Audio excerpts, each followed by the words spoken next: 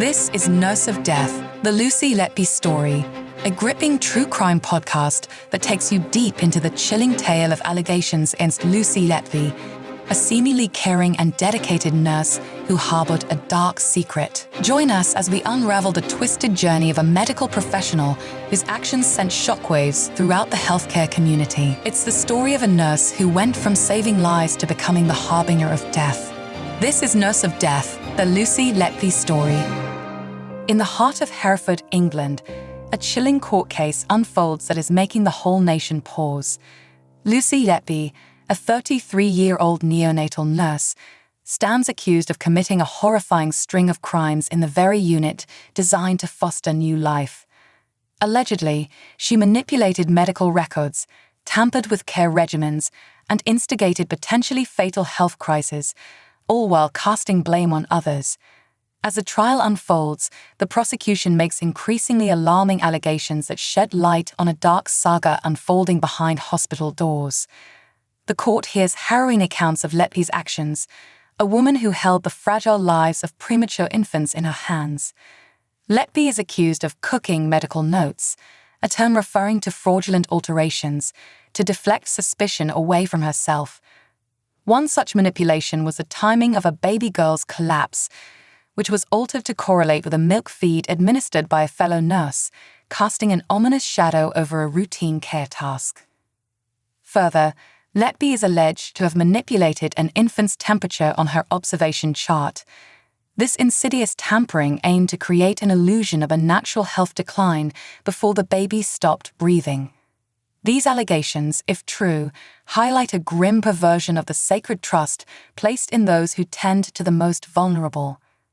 Letby pleads not guilty to the charges against her, including the murder of 7 babies and the attempted murder of 10 others. These supposed crimes took place at the neonatal unit of the Countess of Chester Hospital in Chester from June 2015 to June 2016.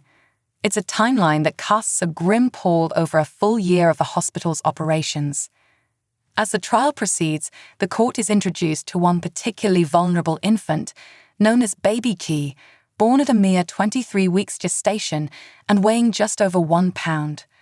The prosecutor, Nick Johnson KC, questions Letby about 2 allegations of attempted murder against this delicate life, who had been under Letby's care during critical milestones, her 100th day and her due date 2 weeks later. Baby G survived these alleged attacks but suffered severe brain damage, a heartbreaking outcome for a life that barely began. She will require lifelong, round-the-clock care, a lasting testament to the egregious events that transpired under Letby's watch. The prosecution suggests that Letby undertook a calculated effort to endanger Baby G, while setting the stage to blame her best friend, also a nurse at the neonatal unit. The court grapples with the nightmarish notion that Letby may have returned to the hospital after her shift, not to sign paperwork as she claimed, but with more sinister intentions. On September 21, Baby G's intended due date, Letby allegedly attacked the baby twice more, further subjecting her to unnecessary harm and risk. The prosecutor accuses Letby of not only causing harm, but going back and altering medical records to create a narrative of natural health decline in Baby G. Letby denies these allegations, but the court must weigh the evidence and the implications if such actions were taken. Amidst these grave accusations, Letby points to various problems in the neonatal unit, including plumbing issues and frequent sewage spills. She presents these issues as factors that compromise the safety and operation of the unit. However, while these issues certainly merit investigation, they don't detract from the individual actions under scrutiny in the courtroom. In this deeply unsettling case, Letby also faces allegations of harming other infants, including the twin brother of another alleged victim, by poisoning him with insulin. Her defense continues to assert her innocence, even as the prosecution argues that her actions demonstrate a disturbing pattern. As we dive deeper into the grim details of this case, it paints a haunting picture of the tragic consequences that can unfold when those entrusted with safeguarding life betray that trust. It's a chilling narrative that's ignited the attention of women nationwide, and indeed the world over, as they grapple with the alleged violation of one of the most sacred bonds, that between caregiver and child.